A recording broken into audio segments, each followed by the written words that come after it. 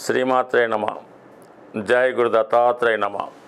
ఈ వీడియోలో మనం మకర రాశి వారికి ఆగస్టు నెల మాస ఫలితాలు తెలుసుకునే ప్రయత్నం చేద్దాం. మరి ఈ మకర రాశి వారికి శుక్రగ్రహ అనుగ్రహం, బుధుడు, శని అనుకూల గ్రహాలు అవడం వల్ల ఈ గ్రహాలు గోచారరీత్యా ఎంత బలంగా ఉంటే వీళ్ళ యొక్క అభివృద్ధి ఆ విధంగా ఉండడం జరుగుతూ ఉంటుంది. అయితే రాష్ట్రాధిపతి శని ప్రస్తుతం వక్రగమనం పొందడం వల్ల అది 3వ స్థానంలో ఉన్నప్పుడు ఏమవుతుందంటే వీళ్ళ యొక్క ప్రయత్నం మరింత గట్టిగా చేయడం జరుగుతూ ఉంటుంది. అంటే గతంలో కొంతవరకు ప్రయత్నం చేసి వదిలివేసినటువంటి అవకాశాలు ఏవైనా ఉంటే అది మళ్ళా ప్రయత్నం చేయడం వల్ల మీకు రావడం జరుగుతూ ఉంటుంది. అంటే మల్టిపుల్గా శని ఎక్కువ బలవంతుడు అవడం వల్ల ఈ మకర రాశి వారి స్టామినా పెరుగుతూ ఉంటుంది. ఎక్కడికి వెళ్ళినా కూడా వీరి యొక్క ప్రయత్నం నెరవేరుతూ ఉంటుంది. ఈ 3లో ఉన్నటువంటి ఈ శని భగవానుడు 5వ స్థానాన్ని వీక్షించడం వల్ల చాలా వరకు స్పెక్యులేషను, షేర్ మార్కెట్లో ఉన్నవాళ్ళు చాలా జాగ్రత్తగా నిర్ణయాలు తీసుకోవాల్సి ఉంటుంది. అయితే విద్యార్థులు కూడా చాలా వరకు ఎంత కష్టపడ్డా కూడా వారు అనుకున్న ఫలితాన్ని పొందలేకపోతూ ఉంటారు. అందుకని వీళ్ళు ఎక్కువగా కష్టపడవలసి ఉంటుంది. అయితే 9వ స్థానాన్ని శని భగవానుడు వీక్షించడం వల్ల ఎక్కువగా ప్రయాణాలు చేయడం జరుగుతూ ఉంటుంది. అంటే వక్రగమనంలో శని ఉన్నప్పుడు జాతకుడు కూడా మల్టిపుల్గా ఒకేసారి 2-3 పనులు రావడం వల్ల దానికోసం ఎక్కువగా బిజీగా ఉండడం వల్ల ఎక్కువగా ప్రయాణాలు చేయడం, అలసిపోవడం లాంటివి కూడా జరుగుతూ ఉంటాయి. అలాగే కొన్ని వరకు వివాహ సంబంధాలు లాంటివి కూడా కొన్ని సందర్భాల్లో వాయిదా పడడం జరుగుతుంటుంది. అంటే వర్క్ బిజీ వల్ల ఏంటంటే మిగతా విషయాల మీద కాన్సన్ట్రేట్ చేయలేకపోవడం వల్ల ఇంత ఈ వివాహ ప్రయత్నాలు వాయిదా పడడం, కొత్త ఉద్యోగ ప్రయత్నాలు వాయిదా పడడం అది జరుగుతూ ఉంటుంది. మొత్తం మీద ఏంటంటే సంకల్పం మాత్రం చాలా గట్టిగా ఉంటుంది. ఒక ప్రయత్నం చేద్దాం, సక్సెస్ చేయాలంటే మాత్రం ఖచ్చితంగా సక్సెస్ చేసి తీరడం జరుగుతూ ఉంటుంది. ఇక్కడ రాహు కూడా మీకు ధనస్థానంలో, కుటుంబ స్థానంలో సంచరించడం వల్ల అంటే మీకు మీ యొక్క ప్రయత్నానికి ధన సహకారం కూడా లభిస్తూ ఉంటుంది. అంటే మీరు ఏ సహకారం, ఒక ఉద్యమం లేవగొట్టినా, ఒక పార్టీ నడపాలన్నా, లేదంటే ఒక కొత్తగా వ్యాపారం చేయాలన్నా దానికి డొనేషన్స్ రూపంలో అయితేనే, ఆర్థిక సహకారం అయితేనే అనేక విధాలుగా మీ యొక్క ఉపకారాన్ని గతంలో పొందిన వాళ్ళు, పొందాలనుకున్న వాళ్ళు కూడా మీకు సహకరిస్తూ ఉంటారు. మీరే కూడా ఆ వ్యవహారాన్ని ఏదో విధంగా సక్సెస్ చేయాలనే ఉద్దేశంతో ఏదో విధంగా మీ యొక్క మాయ పదజాలంతో కానీ, వారిని నచ్చచెప్పడంలో కానీ, భయపెట్టడంలో కానీ, బెదిరించడంలో కానీ ఏదో విధంగా మీ పని మాత్రం సక్సెస్ చేసుకుంటారు. అంటే ఈ మకర అంటేనే ఒక మొసలి పట్టులాగా పట్టుకుంటారు అన్నమాట ఆ పని పూర్తయ్యేదాకా కూడా. అందువల్ల ఏంటంటే కంపల్సరీగా మీరు సంకల్పం చేసుకుంటే మాత్రం కంపల్సరీగా ఈ సమయంలో ఆ పని పూర్తి అవ్వడం జరుగుతూ ఉంటుంది. ఇక 7వ స్థానంలో బుధగ్రహ సంచారం, అలాగే ఈ ఆగస్టు 20వ తారీఖున శుక్రుడు కూడా 7వ స్థానంలోకి రావడం వల్ల చాలా వరకు ఉన్నత విద్య అవకాశాలు, కొత్త వ్యాపార అవకాశాలు రావడం జరుగుతూ ఉంటుంది. అంటే మీతో పాటు కలిసి పనిచేయడానికి ఒక మేధావులు అవ్వచ్చు, అలాగే గతంలో మీతో కలిసి పనిచేసిన వాళ్ళు తిరిగి మళ్ళా కలిసి పనిచేయడం వల్ల మీ యొక్క ఉద్యమం కానీ, మీ యొక్క పని కానీ, మీ యొక్క ప్రయత్నం కానీ చాలా సులభంగా పూర్తి అవ్వడం జరుగుతూ ఉంటుంది. అలాగే ఏంటంటే ఆర్థిక పరంగా కూడా సహకారం లభించడం కామన్గా నడుస్తూ ఉంటుంది. ఇక మనకి ఈ కుజగ్రహం 9వ స్థానంలో సంచరిస్తున్నాడు. 9లో ఉన్నటువంటి కుజుడు 12వ స్థానాన్ని వీక్షిస్తూ ఉంటాడు. సహజంగా ఈ రాశి వారికి చతుర్థ లాభాధిపతిగా ఉన్నటువంటి ఈ కుజుడు 12వ స్థానాన్ని వీక్షించడం వల్ల భూములు, స్థిరాస్తులు కొనాలనే మీ యొక్క ఆలోచన నెరవేరుతుంది. కొంతవరకు ధనం చేతిలో ఉన్నా లేకపోయినా ఏదో ఒక స్థిరాస్తి కొనే ప్రయత్నంలో దాని తాలూకా ఫార్మాలిటీస్ అన్నీ పూర్తి చేసుకుంటారు. అలాగే తప్పనిసరి పరిస్థితుల్లో మీ యొక్క కుటుంబ సభ్యులకో, రక్త సంబంధికులకో ఆర్థికపరమైనటువంటి సహకారం కొంతవరకు చేయవలసి ఉంటుంది. సో ఏదైనా ఈ మకర రాశి వారు తనకి ఉన్నా లేకపోయినా ఇతరుల యొక్క కష్టాలు చూసి వారిని ఆదుకునే ప్రయత్నం చేస్తూ ఉంటారు. కొంతవరకు తను త్యాగం చేసి ఇతరులకు సహాయపడడం కూడా జరుగుతూ ఉంటుంది. అది చాలామందికి ఈ విషయం తెలియదు. వీళ్ళంతసేపు కూడా స్వార్థపరులుగానే కఠినంగా స్ట్రిక్ట్గా ఉన్న వాళ్ళుగానే కనబడతారు తప్ప వారి యొక్క అంతరంగం అన్నది కొద్దిమంది మాత్రమే అర్థం చేసుకుంటూ ఉంటారు. సో అందువలన ఈ మకర రాశిలో ఎవరైనా మీకు స్నేహితుడిగా ఉంటే మీకు ఎంత కష్టం రానివ్వండి, వారితో మీరు చెప్పుకొని నాకు ఈ పని నువ్వు చేసి పెట్టాలి అంటే మాత్రం కంపల్సరీగా వాళ్ళు దేన్నైనా త్యాగం చేసి మీ యొక్క కర్తవ్యాన్ని, మీ యొక్క పనిని వారు సొంత పనిగా భావించి పూర్తి చేయడం జరుగుతూ ఉంటుంది. అలాగే సమయానికి ఎంతోమంది మీకు ఫ్రెండ్స్ ఉండొచ్చు, ఎంతోమంది బంధువులు ఉండొచ్చు, అనేక మందికి మీరు చాలా ధనాన్ని ఖర్చు పెట్టి ఉండొచ్చు. కానీ మీకు ఎవరురా నిజంగా ఆదుకుంటాడు అంటే మాత్రం కేవలం ఈ మకర రాశి వారే మిమ్మల్ని ఆదుకోవడం జరుగుతూ ఉంటుంది. అలాగే మీ యొక్క మంచి చెడ్డల్ని ఎప్పుడూ కనిపెడుతూ మీకు ఎప్పుడు ఏ అవసరం వచ్చినా వీళ్ళు మీకు ఆదుకోవడం జరుగుతుంటుంది. కాబట్టి సాధారణంగా ఏదైనా సరే మీరు మకర రాశి వారితో కంపల్సరీగా స్నేహం చేయండి. వారు మీకు ఖచ్చితంగా వారు మీ యొక్క రుణాన్ని తీర్చుకోవడం కానీ మిమ్మల్ని రుణపడే విధంగానే చేయడం జరుగుతూ ఉంటుంది.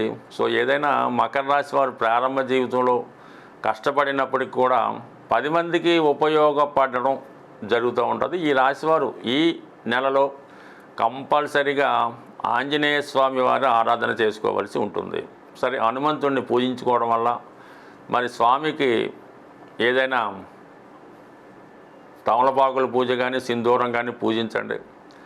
లేదు కోతులకి శుభ్రంగా మీకు ఎంత వీలైతే అంత ఆహారాన్ని, ఏదైనా ఫ్రూట్స్, ఈ బెల్లం ఉండలు అటువంటివి మరి రోడ్డు మీద కాకుండా కొద్దిగా ఫారెస్ట్లోనికో తోటలోకి వెళ్ళి అక్కడ శుభ్రంగా ఒక సాపేదో పరిచి వాటి మీద ఆ తినుబండారాలు వేయడం వల్ల మీకు హనుమంతుని యొక్క కృప కంపల్సరిగా లభిస్తూ ఉంటుంది. ఆ సక్సెస్ కూడా మీరే చూస్తారు. ఆశ్చర్యంగా మీరు మీ పనులు అంత తొందరగా పూర్తవడం జరుగుతూ ఉంటుంది. సాధారణంగా మన జన్మజాతకం బాగుంది, గోచారంలో కూడా గ్రహాలు అనుకూలంగా ఉన్నాయి, అయినా కూడా సరైన ఫలితం రావటం లేదు అంటే మాత్రం మన గృహంలో వాస్తులో కంపల్సరీగా ఏదో ఒక తేడా కానీ ఇబ్బంది కానీ ఉండే అవకాశం ఉంటుంది. అయితే ఇన్నగాలుగా మేము ఇదే ఇంట్లో ఉంటున్నాం, బాగానే ఉంది, ఇప్పుడు ఎందుకు ఇలా ఉందని కొంతమందికి అనుమానం రావచ్చు. ఏదైనా ఒక గృహానికి శంకుస్థాపన జరిగిన తర్వాత చాలా కొన్ని దోషాలు అయితే ఇమీడియట్గా వస్తాయి, నైరుతి లాంటివి ఉంటే. కొన్ని దోషాలు ఏంటంటే 7 సంవత్సరాల తర్వాత లేదా 14 సంవత్సరాలు దాటిన తర్వాత తమ ప్రభావాన్ని చూపడం జరుగుతూ ఉంటుంది. వాటి నుంచి మనం పరిష్కారం పొందాలంటే ఆ గృహంలో నిత్యం దీపారాధన, పుణ్య కార్యక్రమాలు, పూజా కార్యక్రమాలు, వ్రతాలు, నోములు జరుగుతుంటే చాలా వరకు ఆ పవర్ వల్ల ఆ వాస్తు దోషం అణిగి ఉంటుంది. ఏదో కారణం వల్ల మధ్యలో మానేస్తే ఇబ్బందులు కూడా రావచ్చు. అయితే శాశ్వత పరిష్కారం ఏంటంటే మీ యొక్క గృహంలో వాస్తు దోషం ఉన్నా లేకపోయినా దక్షిణామూర్తి ఫోటో వీలైనంత వరకు ఒక పెద్ద సైజులో ఉత్తరం గోడకి అమర్చవలసి ఉంటుంది. అది దక్షిణ వైపు చూస్తూ ఉంటుంది అన్నమాట. ఆ విధంగా అమర్చడం వల్ల గృహంలో ఉన్నటువంటి విద్యార్థులకి విద్య బాగా వస్తుంది. ఎవరైతే మీ యొక్క సంతానం సుమారు 20-25 సంవత్సరాలు వచ్చినా కూడా మీ మాట వినకుండా ఇబ్బంది పెడుతూ సరైనటువంటి క్రమశిక్షణ లేకుండా సొంత ఇంట్లోనే డబ్బులు తీసుకెళ్ళిపోవడం, ఇవ్వనప్పుడు తల్లిదండ్రులను దండించడం, ఇటువంటి సంతానం ఉన్నవారు కూడా ఈ దక్షిణామూర్తి ఫోటో పెట్టడం వల్ల ఒకే రోజులో అయితే మార్పు రాదు, కానీ నెమ్మదిగా ఇటువంటి స్వభావం ఉన్న పిల్లలు మారడం, ఆ గృహం వాస్తుపరంగా అనుకూలంగా ఉంటుంది. దాంతోపాటు ఇంకొక చిన్న రెమెడీ ఏంటంటే మనకి తెల్ల జిల్లేడుతో చేసినటువంటి శ్వేతార్క గణపతి ఎక్కువగా కాణిపాకం వెళ్ళినప్పుడు అక్కడ అమ్ముతూ ఉంటారు. అది ఒకటి తెచ్చుకొని గృహంలో ఎక్కడ పెట్టినా పర్లేదు, అది 1 సంవత్సరం పాటు ఆ గృహంలో ఉన్నటువంటి వాస్తు దోషాలని కాపాడుతూ ఉంటుంది.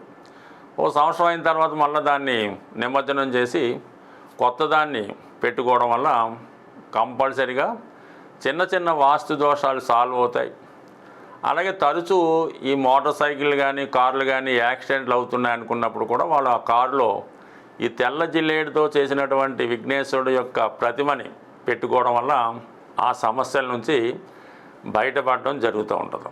సహజంగా ఈ తెల్ల జిల్లేడు చెట్టు ఒక 100 సంవత్సరాలు ఆ పైన ఉన్నప్పుడు సహజంగానే వాటి వేర్లు వినాయకుడి రూపంలో ఏర్పడడం జరుగుతుంది. అదృష్టవశాత్తు అది ఎవరికన్నా లభిస్తే అలా మొత్తం ఏ విధంగా కటింగ్ చేయకుండా ఆ రూపాన్ని అలాగే తీసుకొచ్చి మన గృహంలో కానీ లేదంటే దానికి ఒక దేవాలయం కట్టి పూజించుకోవడం వల్ల ఎన్ని తరాల నుంచి వచ్చినటువంటి ఇబ్బందులన్నా తొలుగుతాయి. ఎంత గొప్ప రోగమైన నుంచైనా బయటపడడం జరుగుతూ ఉంటుంది.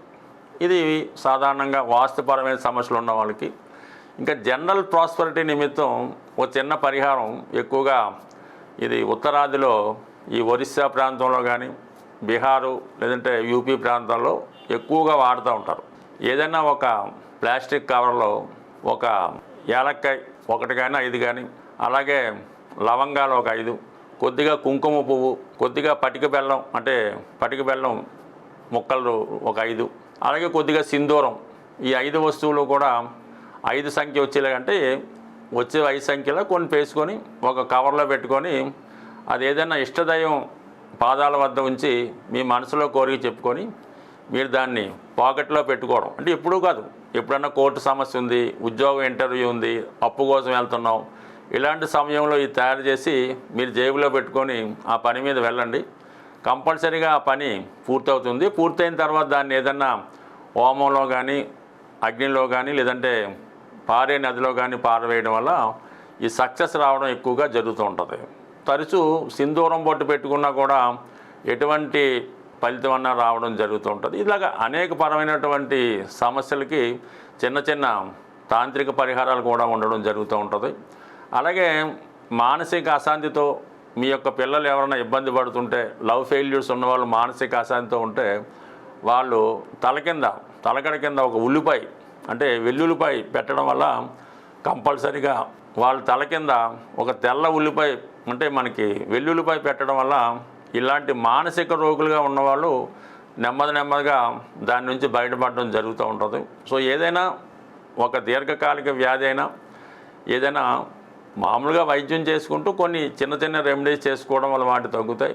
ఎక్కువగా మీకు ధనం నిలవ ఉండాలి, ఐశ్వర్యవంతులు కావాలంటే ఒక అద్భుతమైన రెమెడీ ఏంటంటే శివాలయంలో మారేడు దళాలతో పూజ చేస్తూ ఉంటారు. అటువంటి మారేడు దళం ఒకటి తీసుకొని మీ పర్సులో పెట్టుకోండి. అది ఎంత ఐశ్వర్యాన్ని ఇస్తుందో మీరే ఆశ్చర్యపోతారు. స్వస్తి.